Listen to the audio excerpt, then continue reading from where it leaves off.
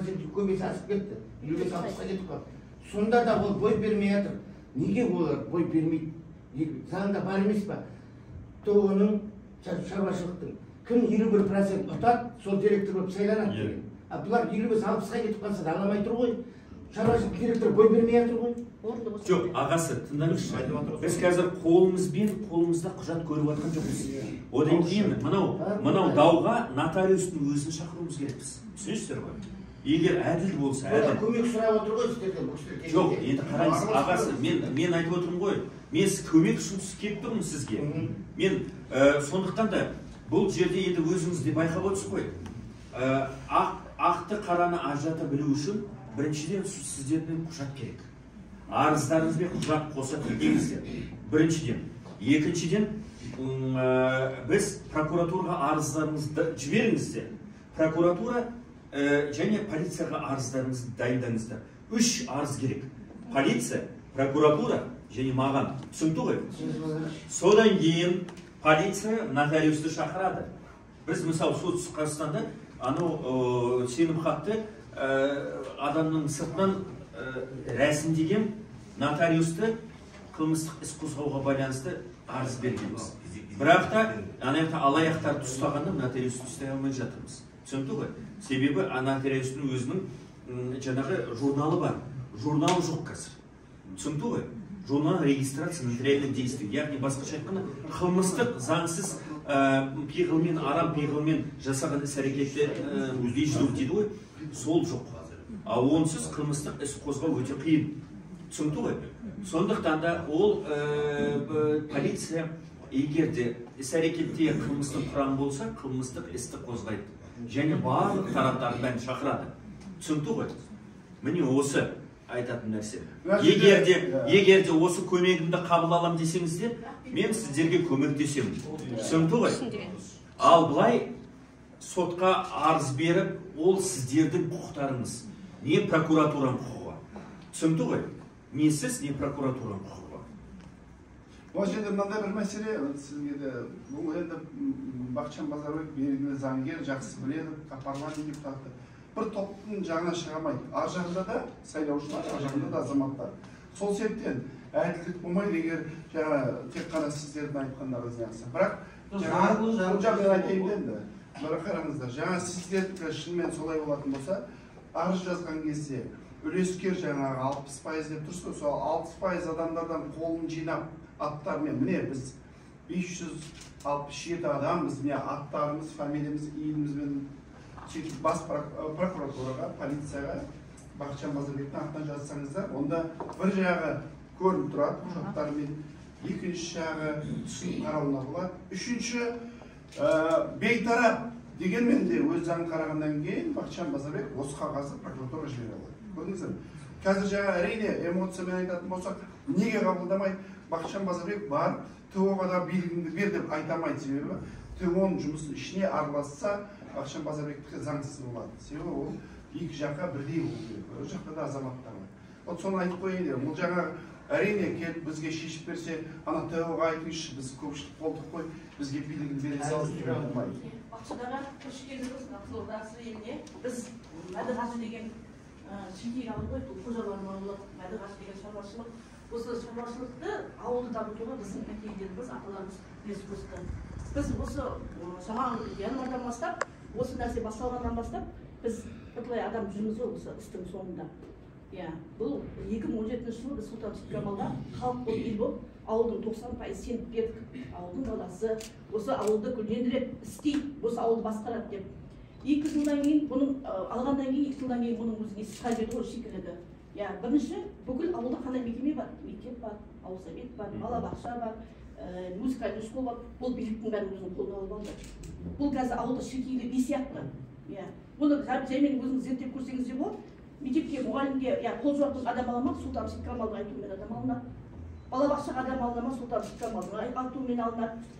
Бұл бір жаңағы ауылдың биі сияқты. Әкім отыр, әкім оған ешқандай не алмайды. Әкім, мысалы жаңағы бүкіл ең адам басшысы әкім ғой ауылдың. Бұл шаруашылықтың басшысы біздің әкім сияқты. Осы елдің әкімі сол сияқты. Ана мен айтам әкімге, сен ана шаруашылықтың басшының алдына сен барма, сенің алдына келсін анау шаруашылықтың бастығы. Сен болсыз судан мықты ғой. Әкім былай ауылдық деген былай жасап отыру керек қой. Бүкіл ауыл сол әкімге бағыну керек. Олай емес. Сұлтан Шеккамал сол ауылдың әкімі сияқты. Жаңағы бүкіл жаңағы мектеп директорына сабайды шақырып алып, өйткені сен бермейтін адамға грант бердің дейді. Мектептің завучына ауылдағы жұмысшы жүрген қарамағында. Жоқ, арыз полицияға тапсырмайсыздар. Өйткені бермейді, орнынан қорқады. Сосын енді не сұрайсыздар, айтыңыздаршы. Енді ауылдың енді сіздердің айтып отырған ондай заңсыз тірлік болса полицияға, прокуратураға беру керек. Халық 5 жылдан бері ашынып бір адам көтеріледі, 10 адам көтеріледі, 100 адам көтеріледі, қазір халықтың 500-600-дан көтеріліп тұр. Сұлтан Шеккамалға, айналайын, мына 5 жыл ауылды басқардың, енді мына орынды босат, біз өзіміз керек адамды сайлап алайық деп адамгершілік тұрғысында сұрап тұрмыз. Ол босататын босататын түрі жоқ. Өйткені биліктен айырылғысы келмейді. Халықтың дәл қазір өзі шаруашылықта 6 айға да жұмыс бар. Жұмысшы 6 ай жұмыс істейді сол елде. 6 айдан кейін бос бәрі содержание шығып кетеді. 6 ай жұмыс қазір январдан бастап мысалы январ, февраль, мартта жұмысшының да жұмысқа шығу керек. Қазір жұмысшылардың бәрі бос жүр. 150 жұмысшы болса, соны қазір 120-130 жұмысшы бос жатыр үйінде. Оның семьясы бар. Кейбір үйінде әке-шешесі пенсиясымен өмір сүріп жатыр. Оған ауылдың әкімі ешнәрсе айта алмайды. Аудан әкімі ешнәрсе айта алмайды. Біз қазір 6 ай болды жүргенімізге. Январ, февраль, март, апрель, май, июнь. 6 ай болды қазір жүргенімізге. Ауданға да барамыз, қалаға да келеміз, облысқа да келеміз. Мынандай тәртіпсіздік адамға, жүгенсіздік адамға бір әйгілік адам жоқ па деп. Біз неге Астанаға барғымыз келген, бірақ бұл залда 6 ай шыққанбыз. Сосын облыс әкіміне келдік. Бізді жаңағы Серікқожа Ниязов деген бір орынбасар қабылдады. Бұл елдің азаматтары бар ғой деп келдік біз облысқа. Осы жерде бір тентекті дұрыстайтын адам бар шығар деп келдік.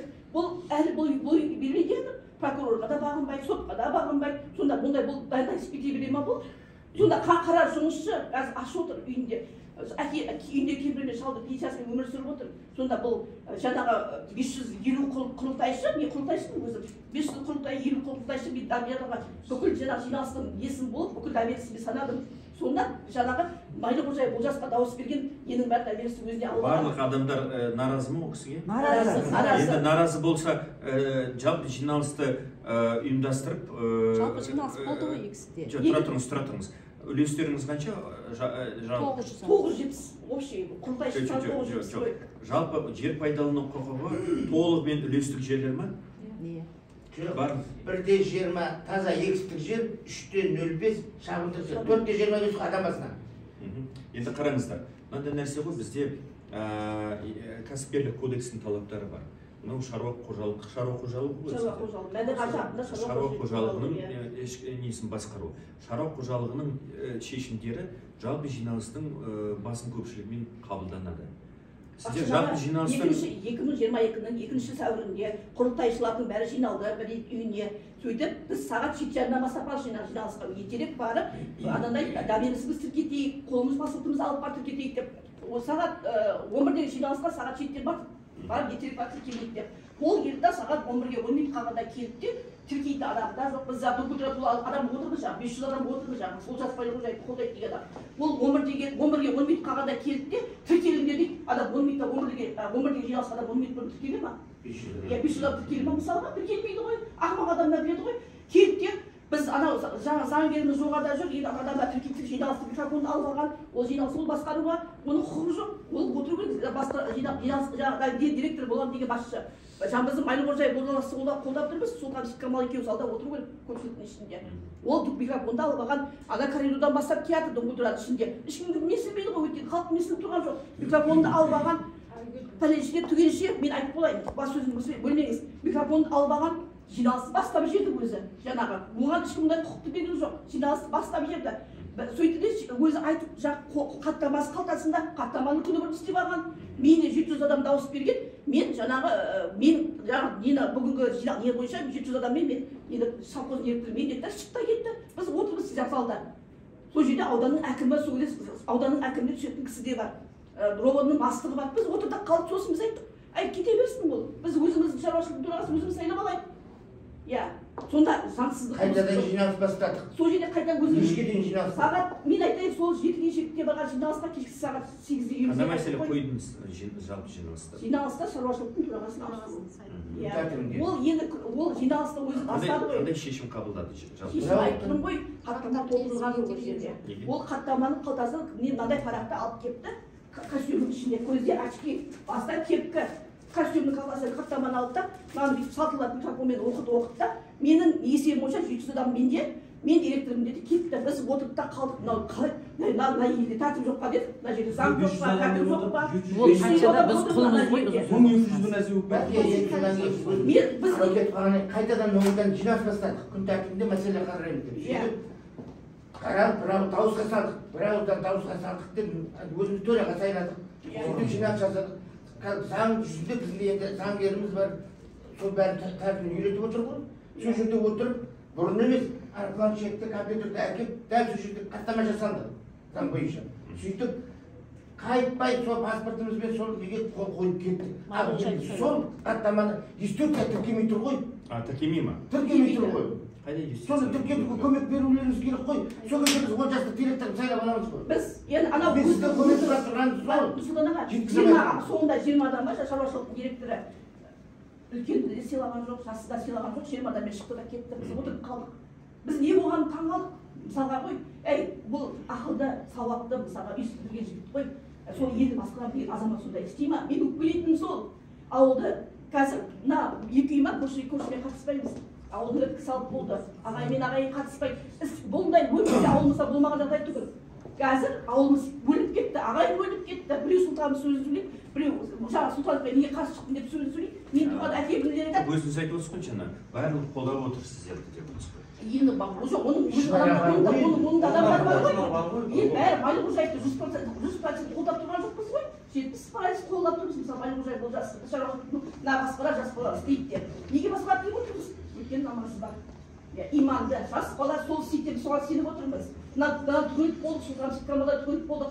Біз Астанаға бар десеңіз, әлде Астанаға барамыз. Астанаға барайық деп шығып едік, бірақ 60 әйел болып қоят болады. Мына осы елден неғып кетпей, асып кетпей, осы елдің азаматтары ғой деп. Жоқ, Астанаға барудың қажеті жоқ. Арыздарыңызды дайындаңыз. Бүгін сіз келгенге өте қатты қуанып келдік. Сіз ана Сырдарияға барамыз дегенбіз. Оған осы аманатқа келдік дегенсіз, осы жаққа әдейі келіп тұрмыз. Бұл ойнайтын нәрсе емес. Мен сізге өтініш айтадым, мына Шіркейлді барып, ана әкімнен бастап тексеру керек. Мына әкімнен бастап, әкім деген өзі, әкім деген ауылдық округ әкімнен бастап тексермесізге аманат қыламыз соны. Ана әкімнен бастап тексеріп, ана Шіркейлі былқып кеткен әптен, бұл әптен қолына күшті алғаға, қазір бүкіл ауылдың бәрін бытшы шығарған. Сұлтановтың ғана айтқаны болып тұр. Ол би, баяғының заманда әдебиеттен тарихтан оқимыз, би болған деп. Сіздер ауылдық округ әкімін сайладыңыздар ғой. Сырттай сайлап жүрген өзі сайлаған директорды түсті. Сайлау қашан болды ауылдық округ әкімі? Білмейміз, қай кезде болғанда білмейміз. Ауылдық әкімді сайлауын білмейсіздер ме? Білмейміз. Ол тағайындалған шығар, сайлау уақыты болған шығар. Өздерінің қоғамдық кеңесі болды, қазір бір нәрседен қоғамдық қол қояды да қайта сайлау жібереді. Қоғамдық кеңесі деген жоқ, ауылдық округ әкімдердің барлығы Қазақстан бойынша сайланады ғой. Біреу сұрау көп дегендер бар ғой. Неше жыл басталды сайлау? Уақыт 5 жыл болды. Бұл Сұлтанов мұнай кетпейміз, қоймаймыз әке. Жоқ, қараңыздар, біз немен араласа аламыз?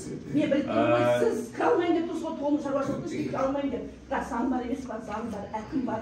Бұл елде азаматтық бар емес па? Кедекті адам қойдырады ғой, баяғыдан өз бар нәрсе ғой.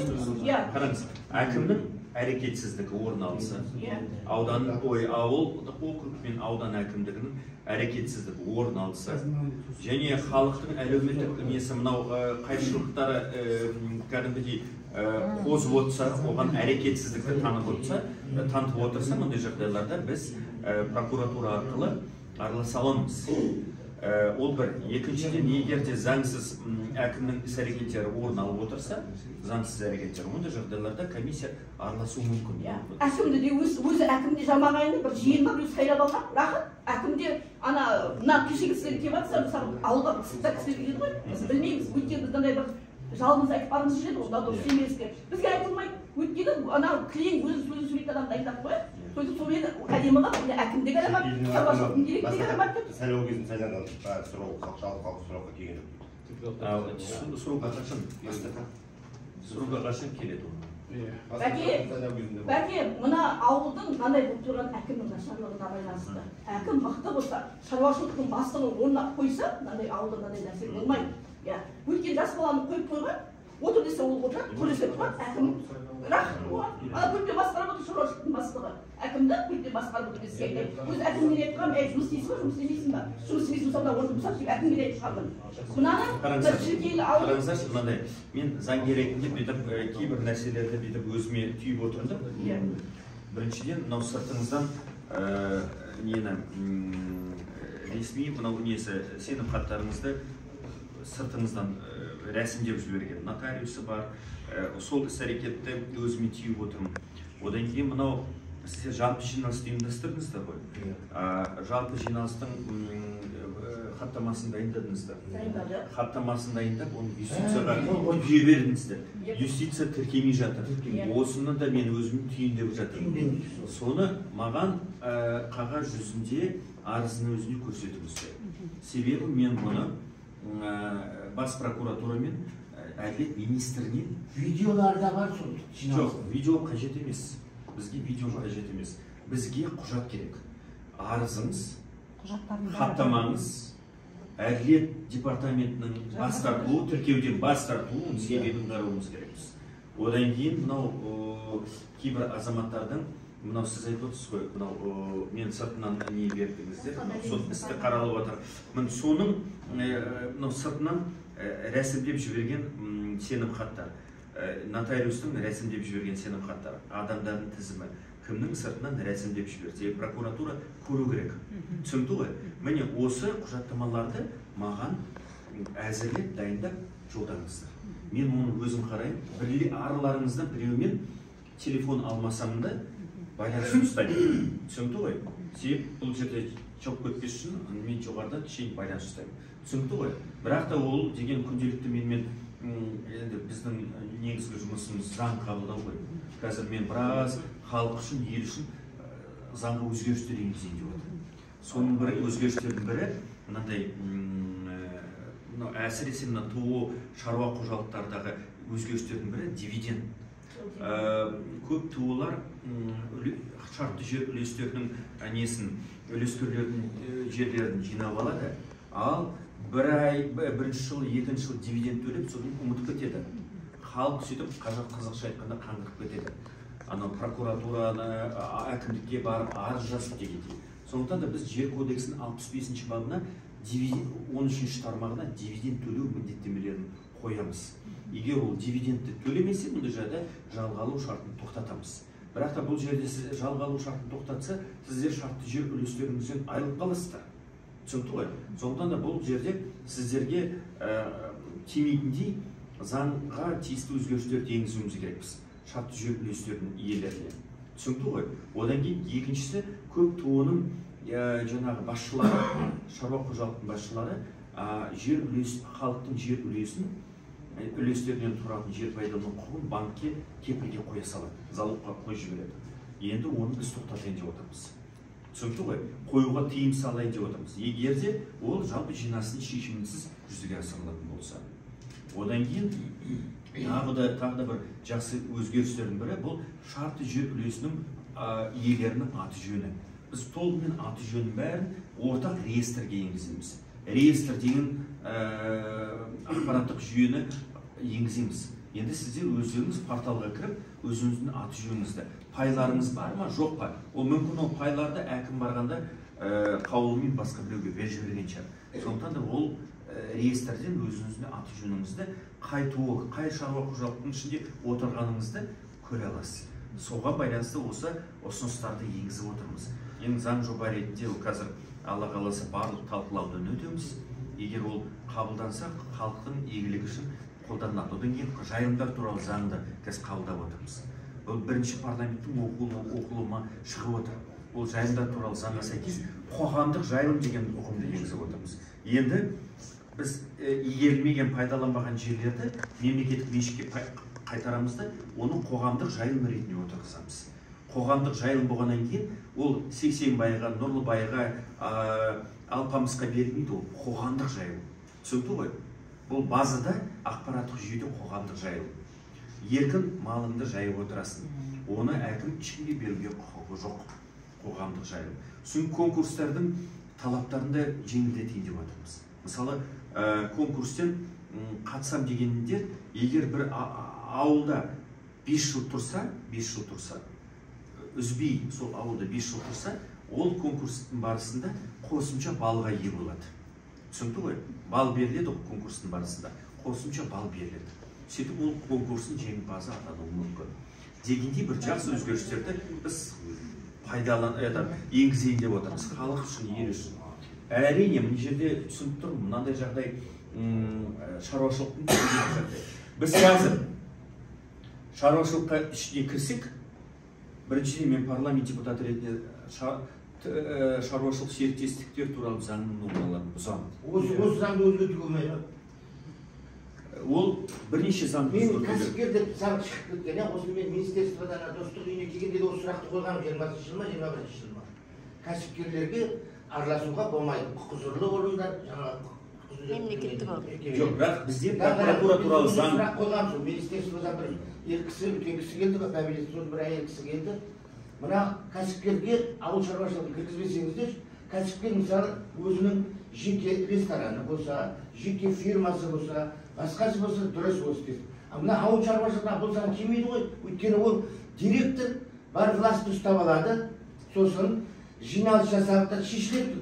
Мәселе болады ғой, мысалы ше, сол жиналыс кездері ол директорге бәрі бағынышты. Мына жиналысты заң бар, кворум жиналмаса 50% жиналыс болмайды деген. Вот соны бірінші пайдаланады ол. Ана құрылтайшыларға айтады, ешқайсы жиналысқа келіп жүрмаңдар дейді. Келмей қалады, кворум болмайды. Кворум жиналмайды. Өзіңіз мына кісі айтып отыр ғой, 70% бізді қолдап отыр. Уже кворум бар дейсіз ғой. Негізі бұл басқаша да жиналыс, барлық мәселені құрылтайшылардың жиналыста шешілсін деген заңда. Тағы бір мысалы мен бөлім шығайын деп жүрмін, 23-5 жыл болды. Осындай шешім шығарттым мен 21-ші жылы 17 қарашада. Бұл жерде жиналыс жасап шығарып жіберуді міндеттеді сот.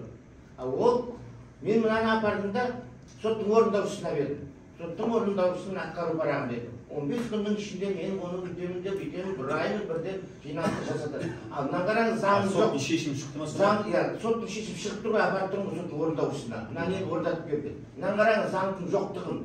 17-ші қарада 21-ші шыққан шешімді шаруашылықтың директоры соттың орындаушысына тіпті орындамай шілденің 15-іне апарып қойды. Сонда есептеңіз. Анадан 2 ай, мынадан 6 ай, неше ай болды. Сонда ол 15 соттың шешімін копиясын мынау жерде шығарып беріңізші, мен қарап сөйтті, 15-ші шілдеде адам келмей қалды. Менің 35 адамым келді, бір адам келмей қалды. Атқару парағы сот шешімі. Соттың шешімі қайда? Маған беріңізші, танысып шығайық. Соттың шешімі. Түсіріп алыңыздаршы бәрін. Енді мен әрмен қарай жалғастырайын. Содан енді 45 күннен кейін қайтадан жиналыс жасау керек деген шешім бар ғой, заң бар. 45 күнді санап соңыра 26 августқа келіп тіркеді. Былтыр 22-ді. Ол кезде маған кворум тіпті керек емес деп тұр. Мен 15-20 адаммен дауыс беріп, мына шығып кетумен болады еді заңгерім арқылы. Ал ол кедергі жасау үшін адам жинады. Адам жинап, алдын ала үгіттеді. Қазір дауысқа саламын. Дауысқа салған кезде ана Нұрсұлтанның адамы аз. Сендер қол көтеру керек. Ана берілмесін деп. Ал мен алуға мәжбүр болып тұрмын. Өйткені ол маған 5-6 жылдан бері я пайымды бермеген, я жерімді бермеген, я жұмыс істемеген, бала-шағамызбен жұмыста қуып шыққан бәрімізді. Неге қуып шыққан? Осыдан 6 жыл, 7 жыл бұрын директор осылайға таласқан директорлікке. Сол кезде мен мынандай өтірік қағаз әкелген бар қол қоюға. Адам өзге келіп адам жіберген. Менің бар жазығым мына қағазға қол қоймады. Өйткені ол өтірік арыз біреуге бәле жауып үстінен арыз жазып жатыр. Түсіндіңіз ба? Соған қол қоймаған адамдарды теріп алды да, уже бұл бласты алып алғаннан кейін бізге зубты салды да, жұмыстан бала-шағамызды шығарып жіберді. Сосын тапсырма берді. Мен құрылтайшы болсам да, гаражға кіруіме болмайды, поляға кіруіме болмайды, бір тамыз салуыма болмайды. Даже суға бермейді қалған үйлер болды. Дивидендті төлеген жоқ. Көрдіңіз ба? Ерексіп алды. Осы директор әлі жұмысшылар. Сосын мен не қылдым? Амалым жоқ. 18 жүрдім, 19 жүрдім, 20 жүрдім. Жазбаша түрде жұртқа күреш шөп таратып жатқанда адамдармен қол қоямын да өтініш беріп, анда тастап кетемін. Дым жоқ, дым жоқ. Не істеймін? Біреу совет берді, осында жерімді алсайшы. Мен жер алуға кірістім. Сөйтіп 35 адам жинадым. Сөйтіп жер үлесімізді алып, әкімге бардық, басқаға бардық. Сотта сұрасаң аламайсың деп. Сотқа бердік 20-ші жылы. 1 жыл жүрдім. 21-ші жылды 17 қарашада шешім шығарып берді жаңағы шешімді. Ал енді оны орындамай маған әкеп кеше августтың соттың шешімі бойынша үлесіңізді бөліп шығарды ма? иә, нақты капитал жарлығын, капитал шаруашылыққа шығарған жер үлесін нақтылап бөліп шығарып берсін деген міндеттеме берді. Оны әкеліп жинасқа міндеттеп қойды. Жинас арқылы шығармады. Енді бұл бір кетсін. Одан кейін мен қайта шығамдадым. Жиналыссыз алып беру функциясымен бізге жерімізді алып беруімізді сұраймыз деп. Биыл 10 ақпанда сот Еламан мыңда бір рахмет эконом сот тағы шешім шығарып берді. Міндеттеме берді. Бөліп берілсін, талабы толығымен орындалсын. 35 адамның капитал инстанция апелляция заңды күшіне енген ғой. Енді бұл бағытта февраль біз тағы 21-де күршіге, 22-де күршіге алмай қалдық қой, аламай қалдық. Енді 23-тен жерімізді аламыз деп, мына апрельде мына шешім шыққанда қуандық. Бұл 17-ші февральда күшіне міну керек түгін. Мартта февральда шықты, бір ай жатады ғой. Бұл бағытта бір күн қалғанда 15-ші мартта апелляциялық арыз беріп жіберді. Тағы бір айын шығып қойды. Енді есептеп отыр бұлар, бәрі ұйымдасқан, сөздің тазасы. Мені көктемде май үйінге шейін ұстап күрішті екізбеу керек. План солай, ұйымдасып отыр бәрі. Оны әкелді 19 апрельге тағы бір айға сот болады деп лақтырып жіберді. Әкелді, кеттай бір нәрсені сылтау қылдықта 3 майға лақтырып жіберді. 3 майда уже май болды уже. Мен жерімді еге алмайтын белгілі. Майда барды да эконом сот, шетші сотты шығарып тұр, жер берсін деп. Азаматтық сот барды да 3 майда менің жаңағы қаулы шығарып жіберді. Ішінде мынандай жерді дұрыс емес екен, мына жер мынандай жер қателесіп кеткен, ат үсті қаралған, шешімді тез шығарып жіберген, Еламан судья қайта қаралсын, мына қаулы шығарып жіберді. Ал енді мен қаулы шығарып жіберді, қайта қарауға кеше ғана барып, мына нақтылап арыз беріңіз деді, числосы бір күні. Жоқ, бұл мынау атқару парағы басқа соттың шешімі бойынша ғой. Осы Еламан бұл шығарып отқан бәрі. Эконом сот шығарып жатыр. Ол атқару парағы шығарылса, онда соттың шешімі шықты деген сөз заңды күшіне енді ғой. Соны бойын Мынау басқа сот, басқа іс бойынша. Сол іс бойынша ма? Бір іс қой бәрі, бір іс. Айналдырған 100 гектар жер 35 адамның үлесін алып шығуға. Онда соттың шешімі бұзылды деген сөз ғой сізде. Сіздің пайдаңызға емес, бұзылды ғой. Қаулы шығарып қойыпты ғой, бұзылмаған. Апелляциялық соттың шешімі шықса, онда бірінші инстанция сот шешімі бұзылды деген сөз беріңізші.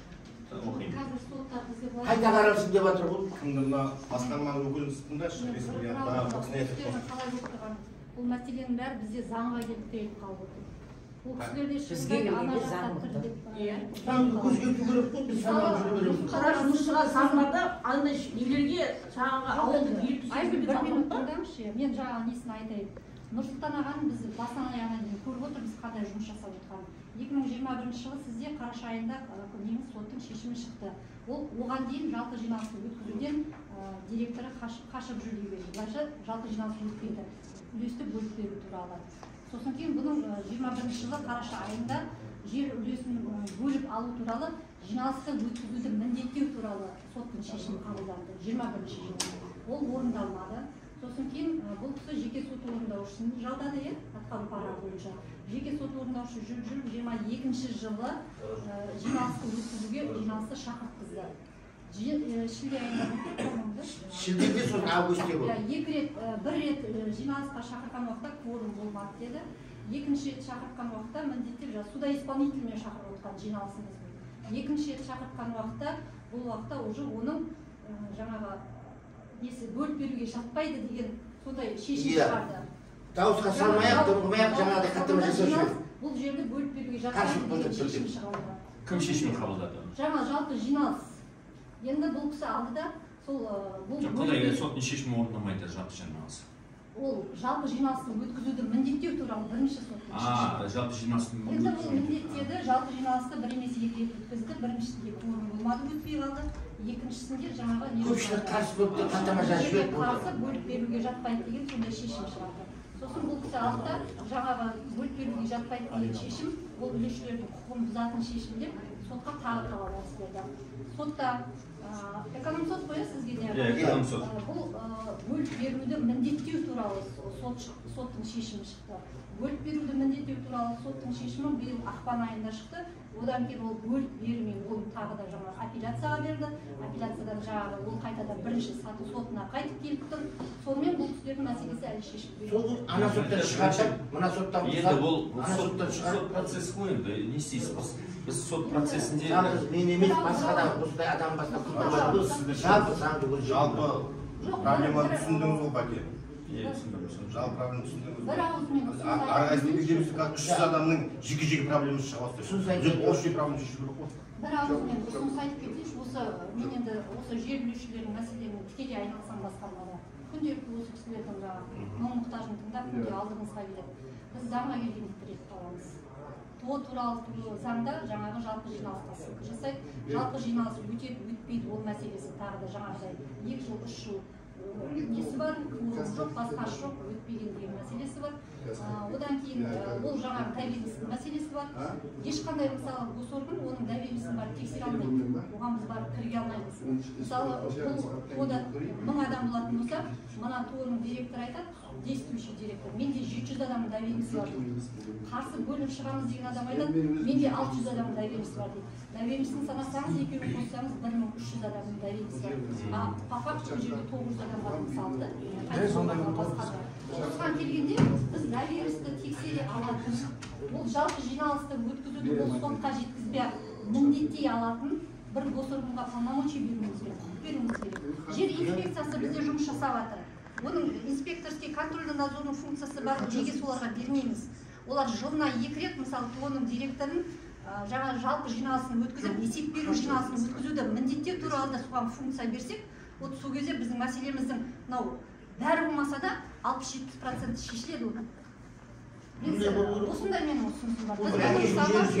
Жүктей алмай тұр ғой. Жүктеу қажет біз бұл. Есеп берген жоқ қой ол халыққа. Ол есеп берген жоқ. Ол формально өтетін есептер. Оның формально өтті ма, действительно өтті ма, оны тексере алады. Жалпы заң бойынша жалпы жиналыс егерде кворум жиналатын болса, жалпы жиналыс өту керек.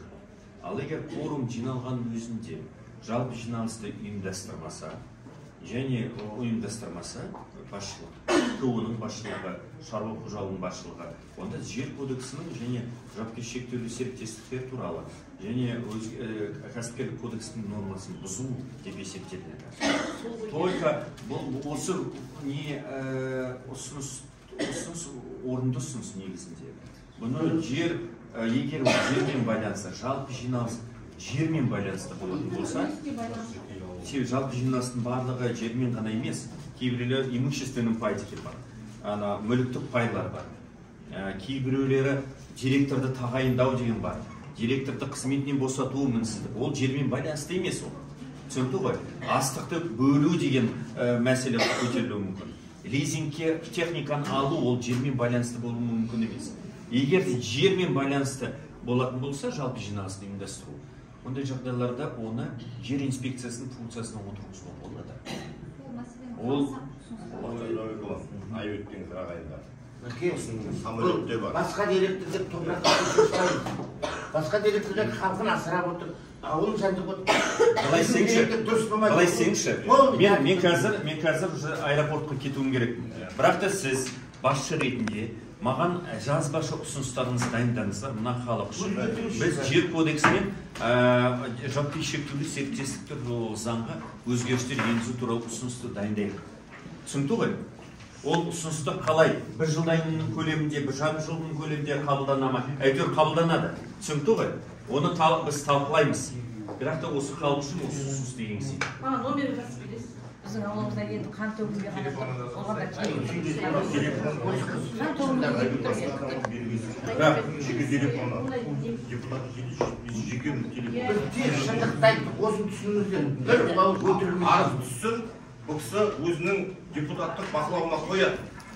Ол ресми қатысты араласпаса да, өзінің бақылауына болмайтындар, біз сол кезде бригадада жұмыс істейміз. Біздің чатымыз бар, жиналыс болады, кемеңдерден біз барған жұмыс таза. Сол айластырып кетеді ғой, айластырып кетеді. Сіздер